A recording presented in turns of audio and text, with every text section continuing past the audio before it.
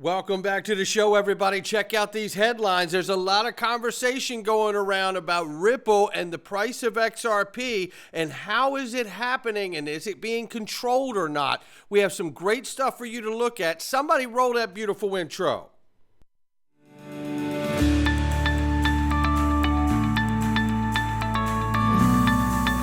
Digital Perspectives with Brad Kimes. Come on in.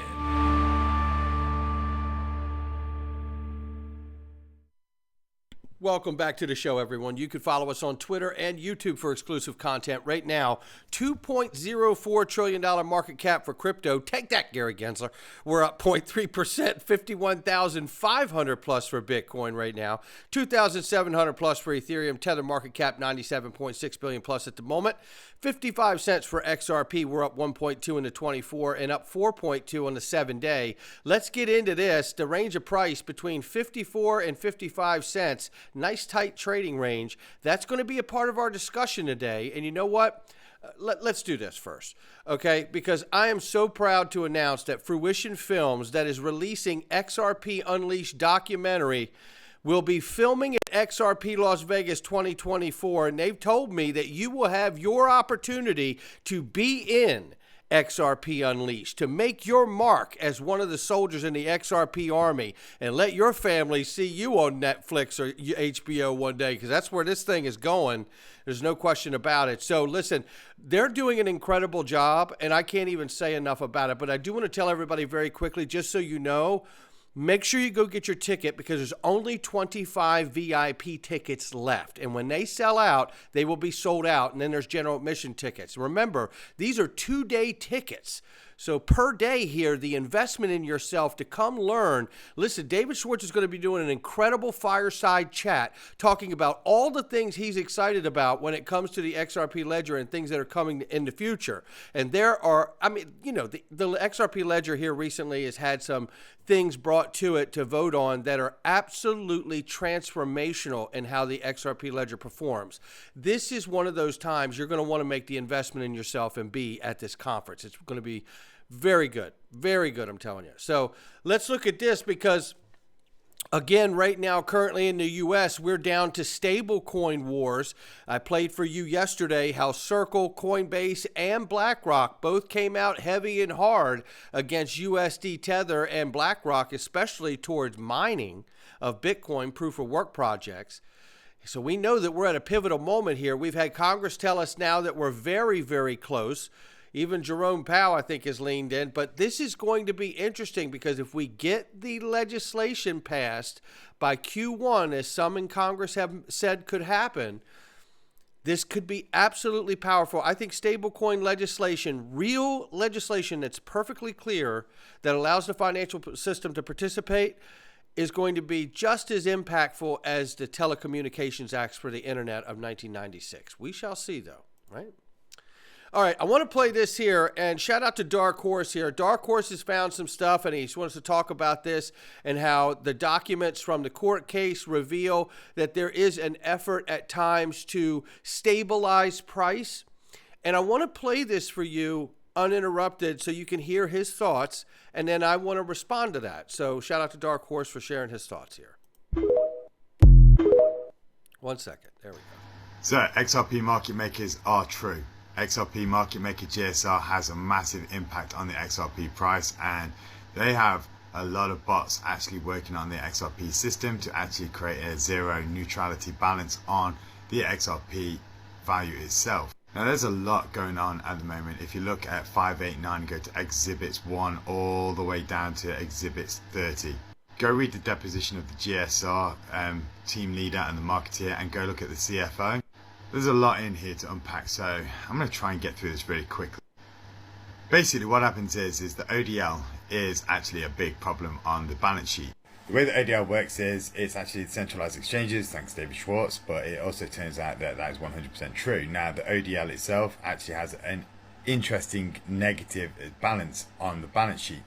So say if I do an inter-country payment, then I'm taking liquidity a lot out of that one country. They found out it had a negative impact on the balance sheet itself for the price of XRP. So what they ended up doing was they ended up talking to GSR, and what they do is Brad Garlinghouse sent out an email, which is again on the documents, sent out an email saying you need to do 100% reversal of anything that buys or sells within inside of the exchanges when it comes to inter-country. What that means is you become net neutral. You become a zero value. So if I send 2 million across and I sell it, they're going to buy 2 million back. There is no price increase. There is no price increase based on the usage of XRP itself within inside of the ODM. This is where usage actually becomes zero. So XRP usage will increase the price is a load of bullshit. Then we've got on top of that the price action. Now, as soon as there was a price action that they could take advantage of, they used a bot called Bot2T, and they drained the liquidity out of it and returned it back to a nice price value in which they were happy with. Then also you've got Chris Larsen, who also saw that there was a price drop, and Chris Larsen actually bought back some XRP to increase the price value back to where it was. GSR is actually paid, and they actually paid for more actual ODL market makers to keep the balances at a particular price. Now there's loads of this actual information available on this. I mean, I'm going to show you all of the documents that I can, as you can see that I've been dropping. All I'm going to say is that this is a fucking stable coin. This is a fucking stable coin. The way that they've played XRP, so XRP to the moon, XRP to 10,000, they've got GSR there balancing it out. And the more it actually gets utilized on the ODL, the more it gets balanced out. So if you start seeing a price increase, they're going to gouge it with bot T2, and they're going to take out the USD, and they're going to walk away. So yeah, they love us. They love us so much they're draining the USDT from it. The more I read, it gets worse. It gets worse. Teaching the information. Look, I don't agree with Dark Horse. I think here's the thing. I'm not disputing the stuff that he's found. The stuff that he's found is from within the case, right? And I'm not trying to change anyone's mind. He's got the right to think whatever he wants to think. And the point is, he's opened up what I feel should be a great conversation, right? Because what I'm going to share is a different perspective of how to look at this information. I have been asking the question specifically, and before I was ever even thought I would end up in the YouTube world, my oldest brother and I, when we found the digital asset XRP, back in the day when it was still known as Ripple at the time, but the token XRP, when we found that, and we knew that they were connected to the Faster Payments Task Force from the Federal Reserve, we found out Greg Kidd's there, you start to learn these things. Then you really start to understand, like we started to understand for ourselves, that this is about something much bigger than some tech that works, right? This is why I believe that, Ripple, as much as a startup, it's also, I believe, like a commission company, because this is something that has to be done. The government needs a solution going forward. The next monetary crisis, the next crisis we have is a monetary crisis in my mind, where the last one was a real estate default swap crisis, right? They just kept repackaging bad ideas and bad products. So, these are just, he's got his way of looking at that information and those things that he's found from within the case. I want to offer a different perspective today. Is XRP a stable coin? I don't know. And more importantly, I don't care if it is to me or him or someone else. What I'm really interested in is what it is to a banker, a financier, an institution that needs to use it, a regulator, governments. What do they say XRP is? Because that's what we need to know.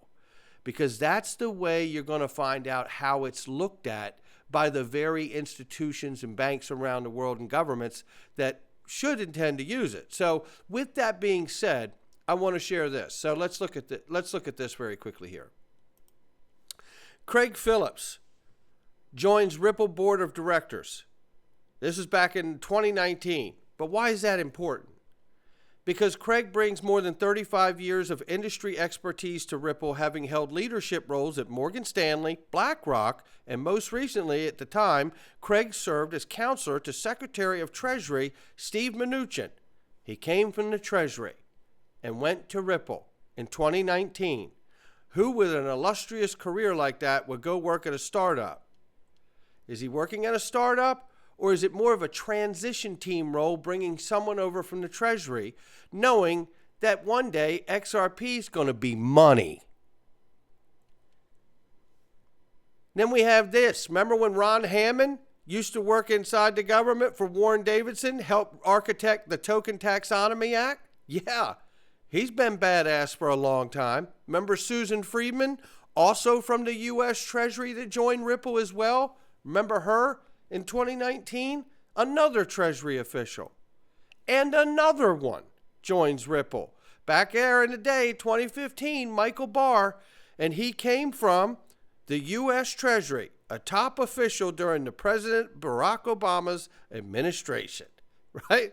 And where is he now? He's the vice president of the Federal Board of Governors after being the Ripple advisor, and he's crafting stablecoin legislation.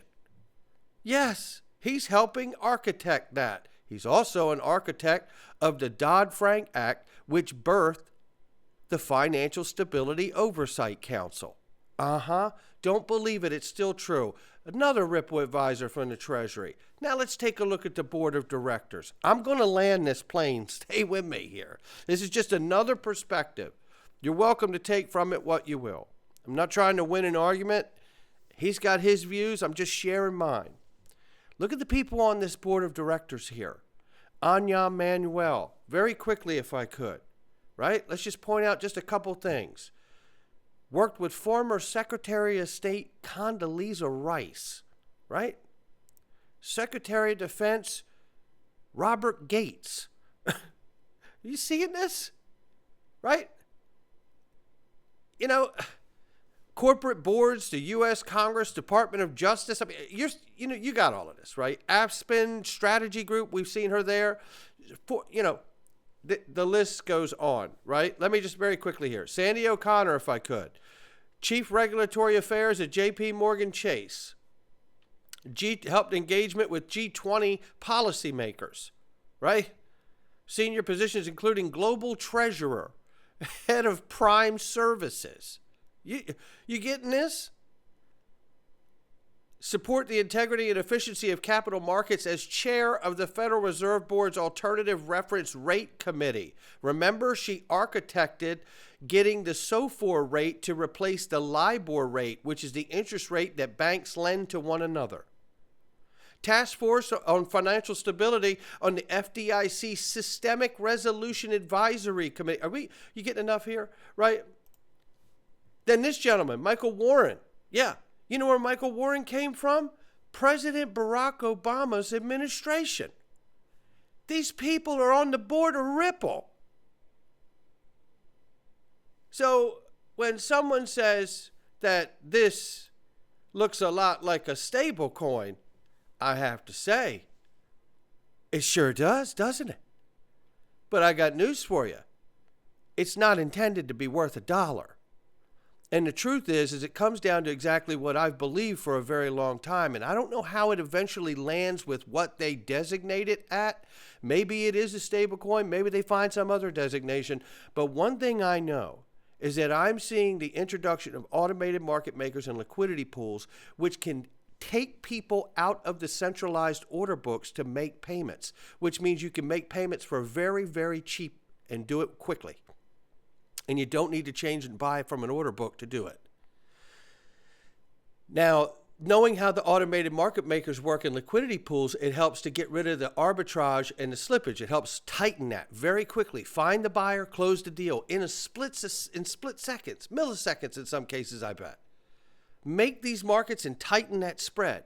But it doesn't mean that the price can't go up. And in fact, what I see happening that's been pointed out here by Dark Horse just looks like a practice of good, sound monetary policy, of making sure that what you're doing works before you end up getting that finality in legislative, regulatory clarity and legal clarity that gives you the absolute finality on legal terms, because we're talking about moving all the money, anything to anything. The SEC case, the FinCEN decision, all of these things, it's a giant vetting process to me. They're not putting the world's liquidity tapped into this network until they absolutely know from every angle that it's not going to throw the world into some kind of downward spiral, but lift it up out of the nightmare that we're headed to financially. That's just a thought for today. Who's right? I don't know. And honestly, I don't care. The only thing I really care for, to be perfectly honest, is that we all get the right answer together. And I think some way today, I hope at least, we've all helped do that. Shout out to Dark Horse for his thoughts and everybody else here. Shout out to XRP Mickle Markets and Zach Rector too. They're tagged in this. I don't know what they were saying, but nevertheless, shout out to everybody. Look, I hope we keep this conversation open because to me, what I see is the institution and the bringing on of these new methods inside of this to create stabilization mechanisms for price while allowing the open market to remain open so you can continue to onboard liquidity as you bring it on, and you bring that liquidity plus utility added, which you're only going to really get in scale and order of magnitude after there's legal clarity and complete finality in that department. And once you do, I think it's watch out time, because that's what this was really designed for. And everything I see up until now has been test and try and proof of concept and pilot and real case, use case, and they're bringing it on, and it feels slow to all of us, because if we're guilty of anything, it is truly because we're still early. And when's the last time you found yourself in a position where you were at the dance before it started?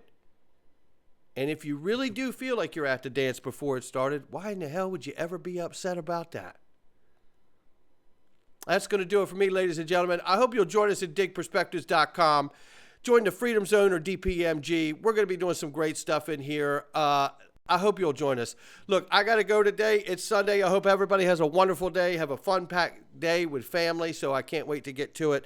And I will catch all of you on the next one. Not financial advice from me or anyone else.